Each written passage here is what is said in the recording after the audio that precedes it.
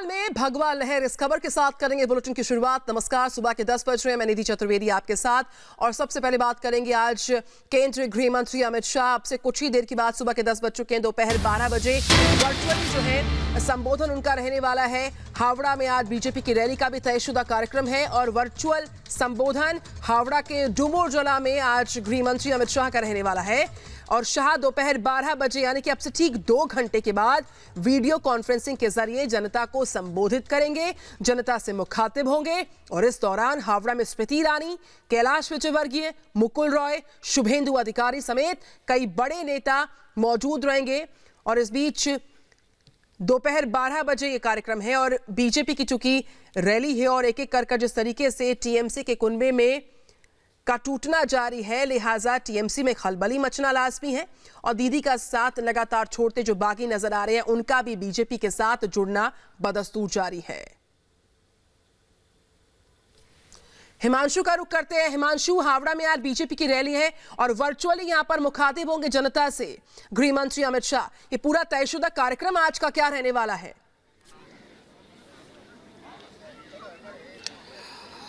जी बिल्कुल, देखिए आज यहाँ पर गृह मंत्री अमित शाह को आना था, लेकिन जिस तरीके से इजरायली दूतावास के बाहर में धमाका हुआ और उसके बाद में गृह मंत्री, चूंकि नोडल मिनिस्ट्री सबसे ज़्यादा महत्वपूर्ण उन्हीं का ही मंत्रालय और उन्हीं के मंत्रालय का सारा रोल है कि आखिर पूरा इन्वेस्टिगेशन किया जाए कि आखिर ये क्यों हुआ है, तो इसके चलते वो यहाँ पर नहीं आए थे। यहाँ पर उनकी डुमरजौला में हावड़ा में रैली थी और उस रैली को वो चूँकि आ नहीं सकते थे, संबोधित नहीं कर सकते थे, तो उनके स्थान पर यहाँ पर स्मृति ईरानी आ रही हैं और वो खुद वर्चुअली यहाँ पर यहाँ के जो भारतीय जनता पार्टी के कार्यकर्ता हैं, यहाँ के जो आवाम है, उससे मुखातिब होंगे। और हम सीधे मंच की तरफ दिखाते हैं कि यहाँ पर देखिए 2 बड़ी एलईडी स्क्रीन लगाई गई है। एक बहुत बड़ी एलईडी स्क्रीन लगाई गई है जिसमें अलग अलग आप देख सकते हैं कि 2 अलग अलग जगहों के विजुअल आ रहे हैं। इसी स्क्रीन पर सामने की तरफ जो है गृह मंत्री अमित शाह जो है यहाँ पर जो आज लोग आएंगे, यहाँ पर जो भारतीय जनता पार्टी के कार्यकर्ता आएंगे, जो यहाँ की जनता आएगी उसको संबोधित करेंगे। और सीधे तौर पर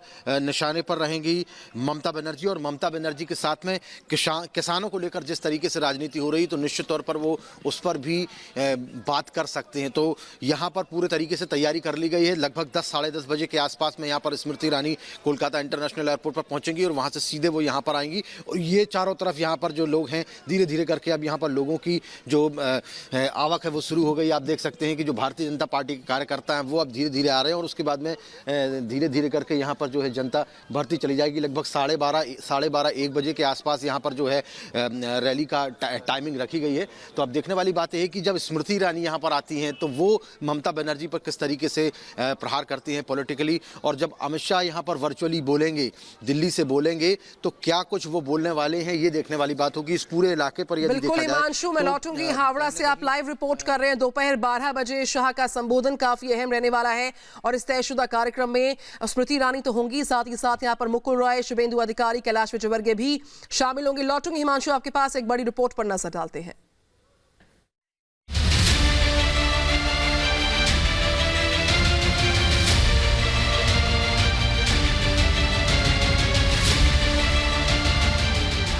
मिशन बंगाल के लिए भारतीय जनता पार्टी जी तोड़ मेहनत कर रही है, वहीं बीजेपी की हुंकार से दीदी घबराई हुई हैं।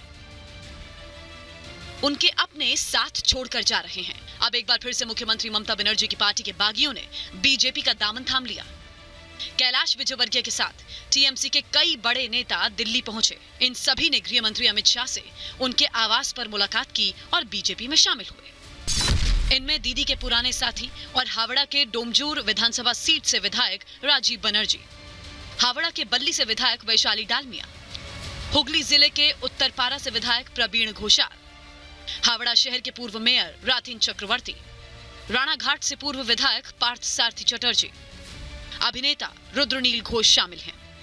बीजेपी तो जीतेगी ही, क्योंकि पब्लिक नहीं है टीएमसी के साथ, पब्लिक ही नहीं है, तो कैसे जीत पाएगी? क्योंकि इतना अत्याचार या इतना पब्लिक का जो सेवा नहीं कर पाए। मैं बीजेपी में इतना बड़ा प्लेटफॉर्म मुझे मिला है, मैं बहुत खुश हूँ और मैं बहुत पॉजिटिव हूँ और कि आगे दिन सोनार बांग्ला बनाएंगे और आर नौ और हम लोग कोई अत्याचार नहीं होने देंगे बंगाल में। सिर्फ 1 महीने के अंदर 3 मंत्रियों ने ममता सरकार से इस्तीफा दे दिया। सबसे पहले ममता के खास रहे शुभेंदु अधिकारी ने मंत्री पद छोड़ा था। 5 जनवरी को लक्ष्मी रतन शुक्ला ने खेल और युवा मामलों के मंत्री का पद छोड़ा, जबकि 22 जनवरी को वन मंत्री राजीव बनर्जी ने इस्तीफा दे दिया था। मंत्रियों के अलावा विधायकों और टीएमसी नेताओं की लिस्ट तो और भी लंबी है। तापसी मंडल, अशोक डिंडा, सुदीप मुखर्जी, सैकत पांजा, शीलभद्र दत्ता, दीपाली विश्वास, शुक्र मुंडा और श्यामपदा मुखर्जी टीएमसी का साथ छोड़ बीजेपी में शामिल हो चुके हैं। जिस तेजी से टीएमसी नेता बीजेपी का दामन थाम रहे हैं, उससे साफ है कि बंगाल में दीदी की तानाशाही सरकार अब ज्यादा दिन नहीं चलने वाली। टीएमसी की सरकार ने छलावा किया है, तो टीएमसी के कार्यकर्ता भी अपने आप को ठगा हुआ महसूस कर रहे हैं और जनता तो कर ही रही है। मुझे विश्वास है कि आने वाले समय में मोदी जी के नेतृत्व में पश्चिम बंगाल में भारतीय जनता पार्टी की सरकार बनेगी और एक सोनार बांग्ला का सपना जो स्वामी विवेकानंद ने, रविन्द्रनाथ टैगोर ने देखा था, उसको सार्थक करने का काम भारतीय जनता पार्टी की सरकार मोदी जी के नेतृत्व में करेगी। बीजेपी के मिशन बंगाल से दीदी की परेशानी हर दिन बढ़ती जा रही है। अपनों के बगावत से हर दिन टीएमसी कमजोर होती जा रही है। जिस तरह से टीएमसी में भागम भाग लगी